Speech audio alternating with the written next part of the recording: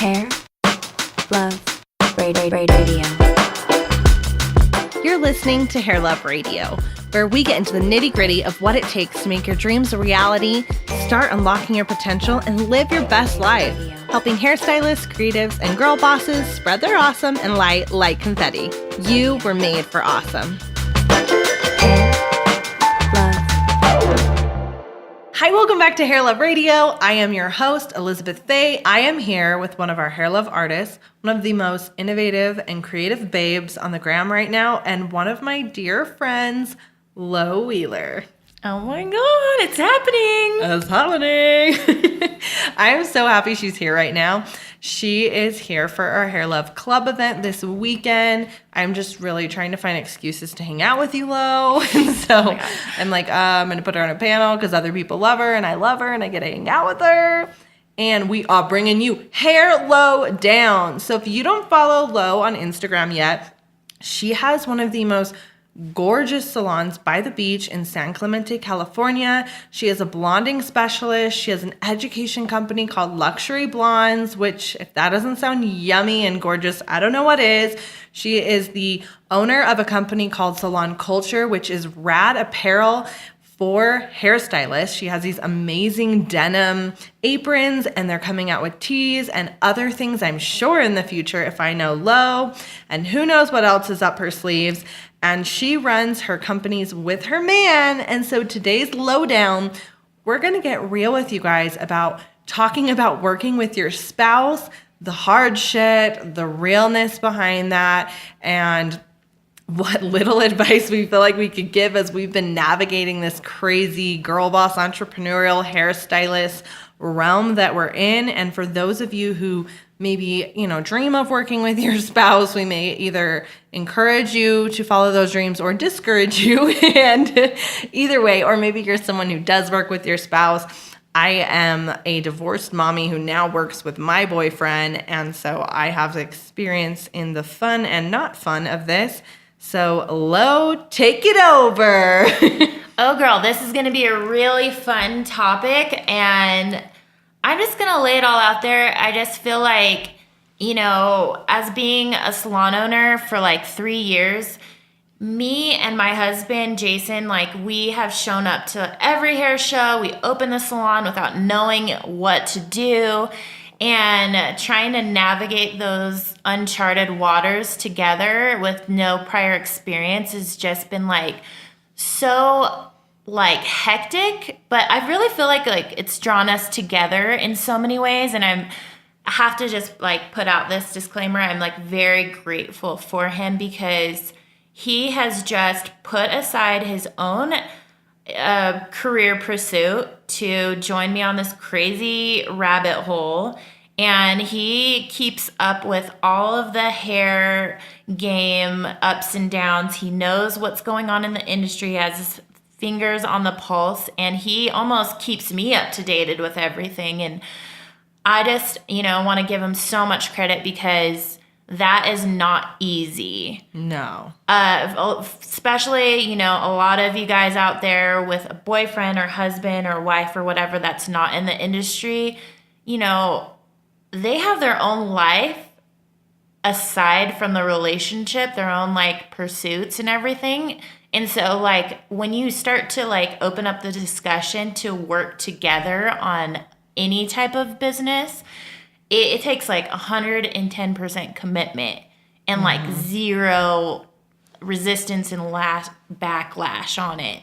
Yeah. Well, and it's not for everyone, and there's nothing wrong with having a spouse who doesn't. I would say 90% of spouses, this would never work for, and this would be ludicrous for them. But for the 10% who are willing to take this dangerous plunge with us, it's a topic to be discussed because we probably feel alone sometimes that oh my God, we're the only people dealing with this as a couple, and there's so much more that goes into the relationship because you're mixing business and pleasure, which can be so amazing and wonderful, and I really think can be a huge advantage and take you to new heights, but also can be fucking hard.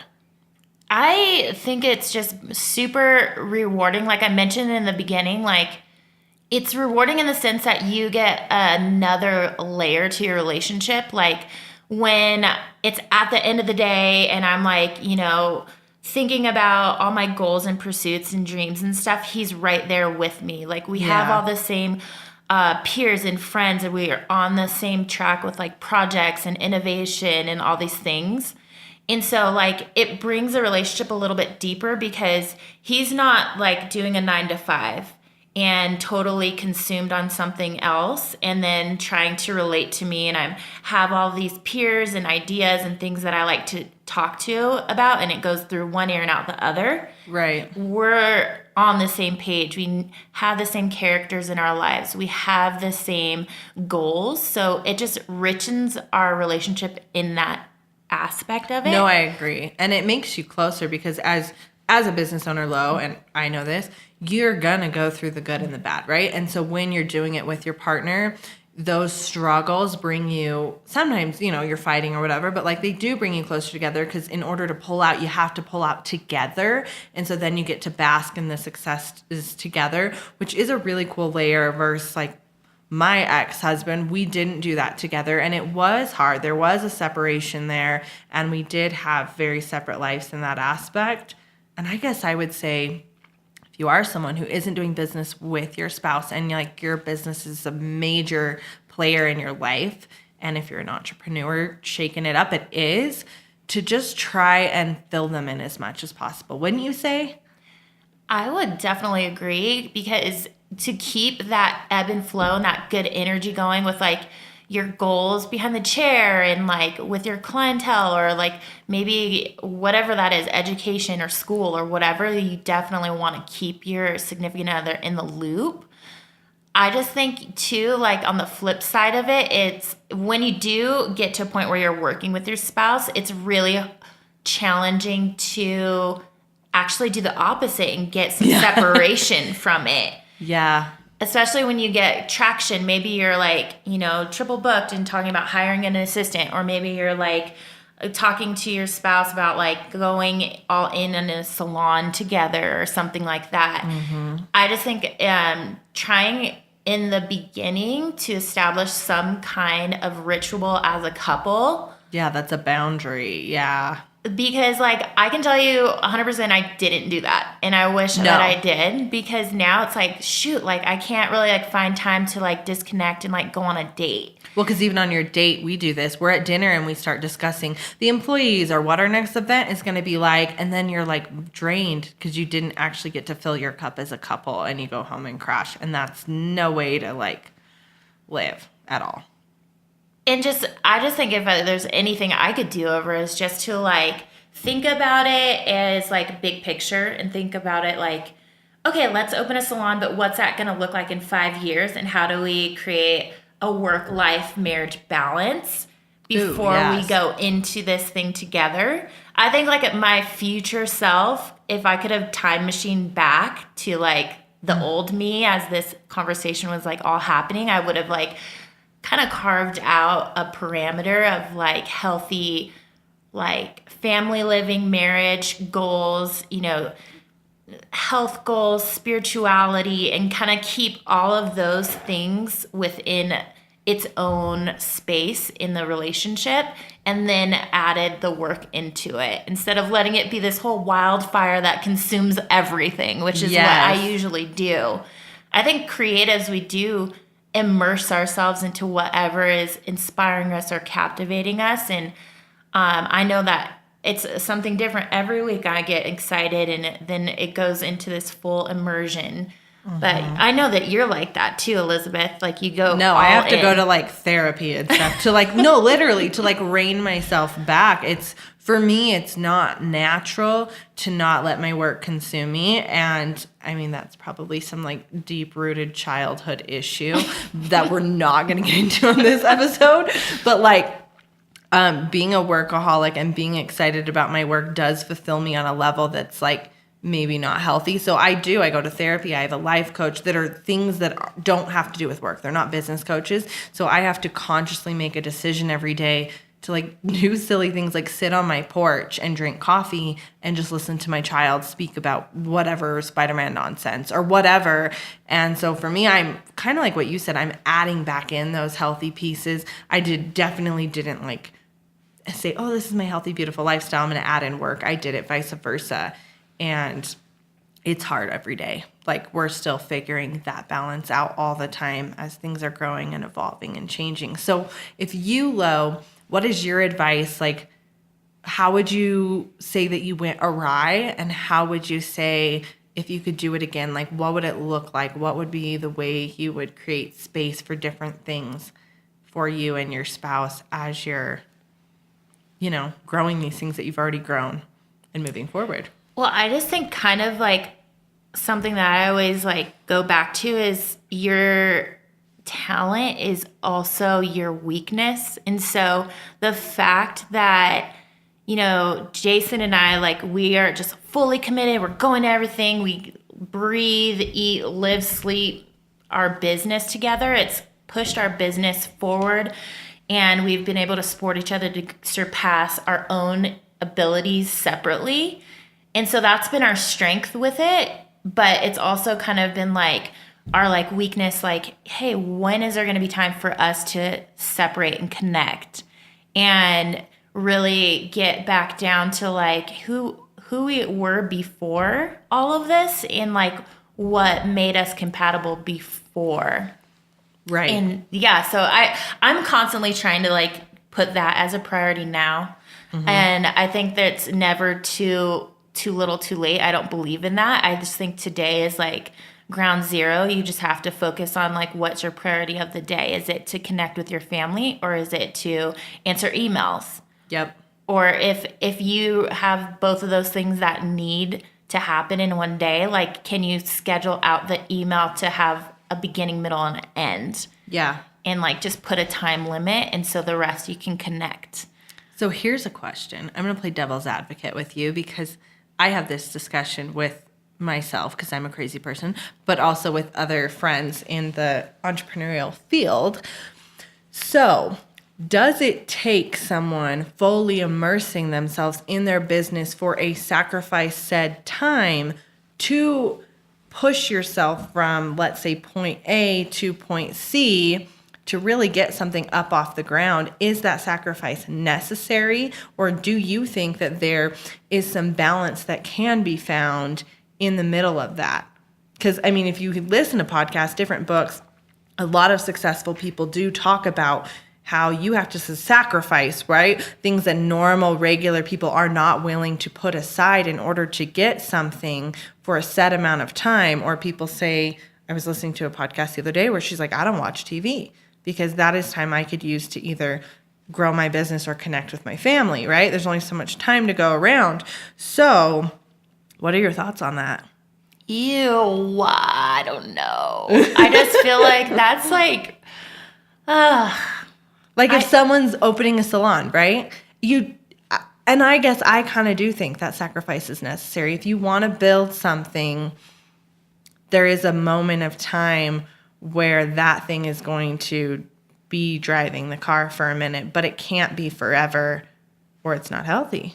I agree with that. I think it's just like any measurable result that you want to get done in a shorter time frame, you're going to have to grind through it and make some kind of sacrifice, whether it's like a diet or you're going to run a marathon or whatever it is. If you want to clean your closet, I don't even care if it's like a task like cleaning out your closet.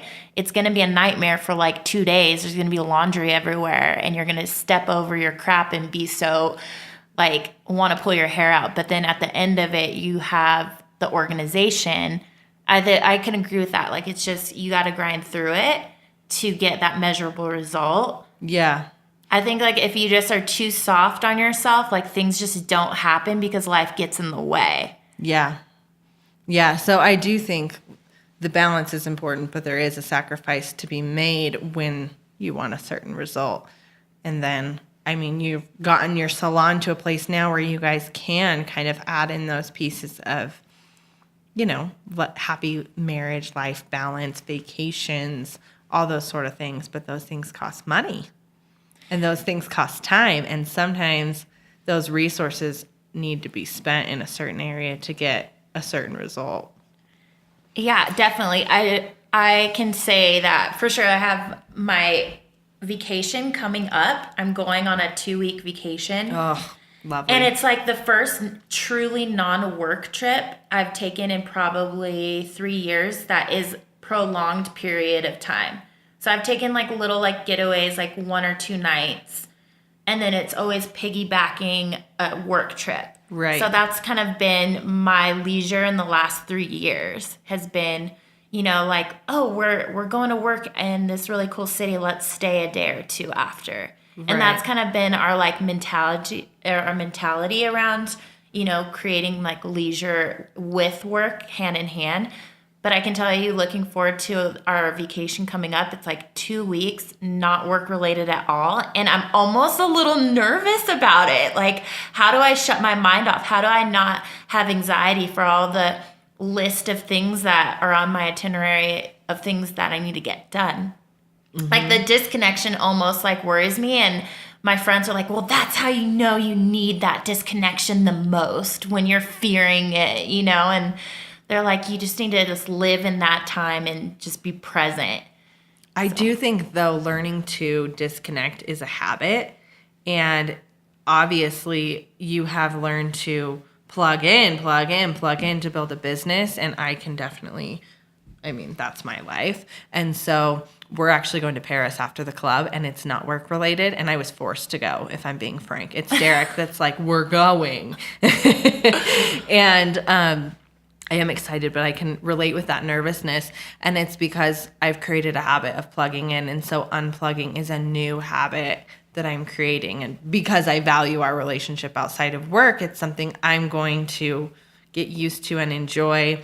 And even, I mean, feel worthy and okay of taking. I think there's like a level of like, when you've been grinding for so long, that's your habit. That's what you feel value doing. And so all of a sudden you have to be like, wait, I'm okay to do this. I'm worthy to take this luxury vacation. It's like unplugging out of the matrix or something. Yeah. It's like 2 different realities. It's like you have the matrix or like work or whatever grind is, and then you have reality. And you have to like unplug and plug in. And I just feel like, you know, there's so much like guilt and weird feelings that you latch onto as you're trying to achieve things in your life. And so I just think my biggest goal right now is to try to stay present and improve the quality of today, mm-hmm. and set boundaries and goals for family life today.